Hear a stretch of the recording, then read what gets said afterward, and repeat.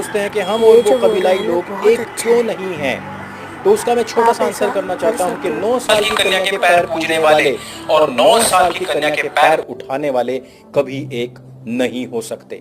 गाय को रोटी खिलाने वाले और गाय को रोटी के साथ खाने वाले कभी एक नहीं हो सकते।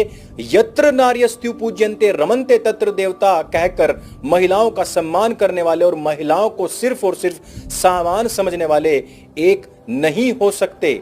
स्त्री से विवाह 7 जन्मों के साथ की शपथ करने वाले और औरत यानी कि वजीना के साथ निकाह अर्थात कॉन्ट्रैक्ट टू फक करने वाले कभी एक नहीं हो सकते। रिश्तों की पवित्रता पर मिट जाने वाले और अपनी बहन बेटी पर चढ़ जाने वाले कभी एक नहीं हो सकते। एक पत्नी धर्म निभाने वाले और 4 की कुर्बानी चढ़ाने वाले कभी एक नहीं हो सकते।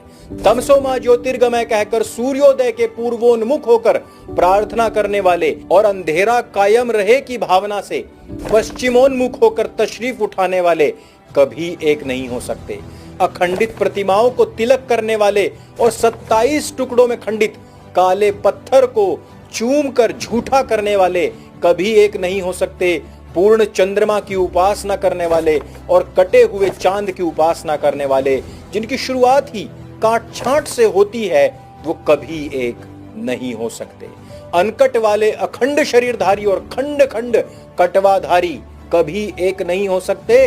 राष्ट्रमेव जयते व इदम राष्ट्राय इदन्न मम कहने वाले और उम्मा के लिए देश से भी गद्दारी करने वाले कभी एक नहीं हो सकते।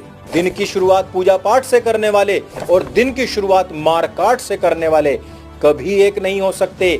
मूंछों वाले शेर और दाढ़ी वाले बकरे कभी एक नहीं हो सकते। रणभेरी बजाकर सामने से युद्ध करने वाले और झुंड बनाकर निहत्ते बेगुनाहों की पीठ पर वार करने वाले गीदड़ कभी एक नहीं हो सकते, कभी एक नहीं हो